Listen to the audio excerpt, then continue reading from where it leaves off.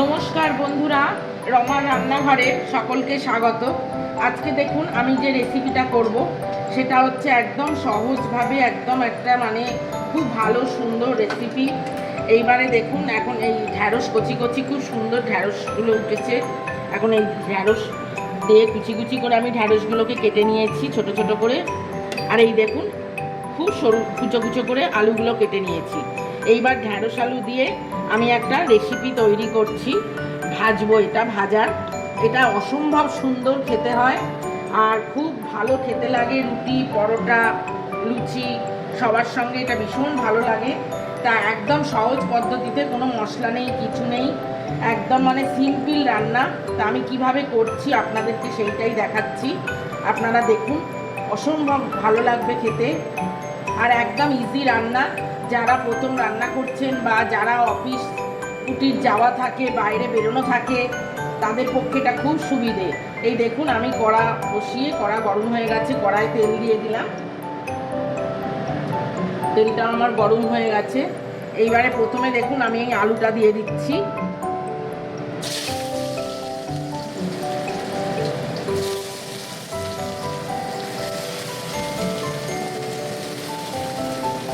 আমি ঠিক যেভাবে দেখাচ্ছি আপনারা ঠিক সেইভাবে করবেন, অসম্ভব সুন্দর খেতে লাগে।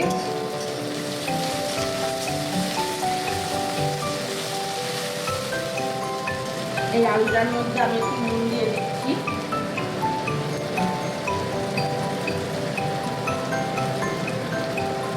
আর একটু সামান্য হলুদ গুঁড়ো দিয়ে দিচ্ছি। এতে কোনো মশলা নেই, কিছু নেই, অথচ দুর্দান্ত স্বাদের একটা রেসিপি।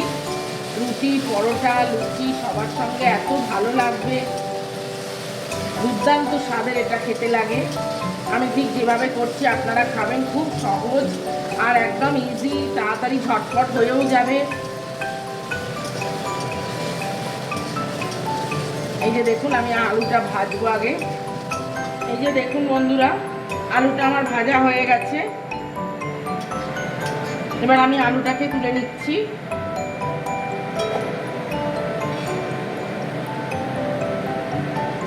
এটা একদম শেষ অবধি আপনারা ভিডিওটা দেখবেন, তাহলে বুঝতে পারবেন আমি কীরকমভাবে এটা করলাম, না হলে পরে বুঝবেন না।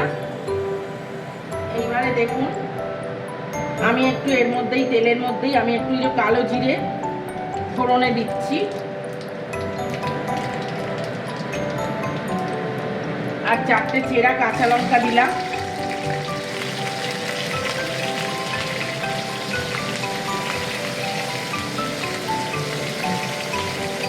এইবার দেখুন আমি এই ঢ্যাঁড়সগুলোকে দিয়ে দেবো।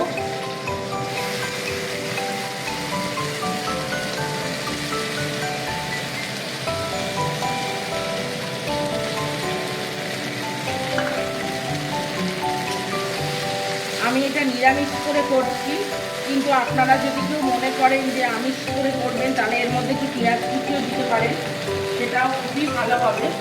এই যে একটু নুন দিয়ে দিচ্ছি।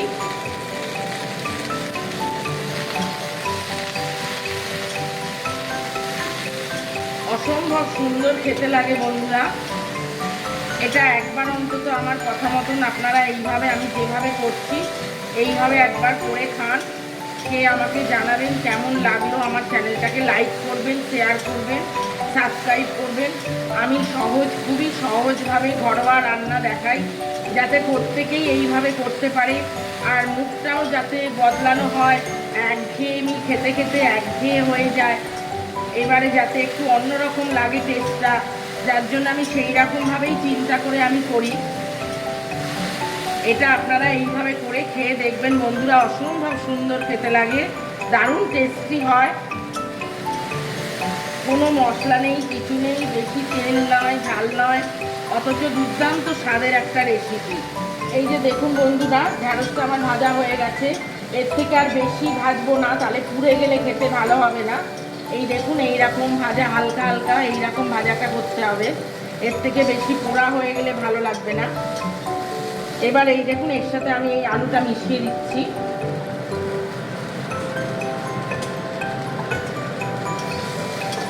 এইবারে একসঙ্গে দুটো এইভাবে ভেজে নেব।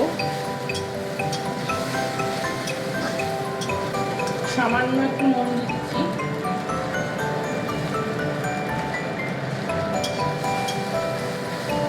ঠিক আমি যেভাবে করলাম বন্ধুরা, ব্যাস আপনারা এইভাবে করুন, করে খান।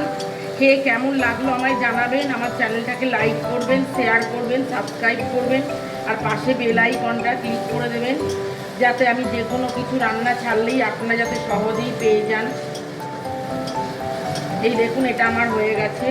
অনেক সময় কি বাড়ির ছোট বাচ্চারা আছে, ঢ্যাঁড়স এমনি দিলে খেতে চায় না, তরকারি করে দিলে খেতে চায় না, কিন্তু এই রকম একটা রেসিপি যদি করে দেন একেবারে চেটে পুটে খেয়ে নেবে। মানে আমি একদম নিশ্চিতভাবে আমি বলছি, আপনারা ঠিক এইভাবে করুন, করে খান, সবাইরই ভালো লাগবে, বাচ্চা বুড়ো সকলের প্রচণ্ড ভালো লাগবে। দারুণ একটা রেসিপি। এই দেখুন, রেসিপিটা আমার একদম তৈরি হয়ে গেছে।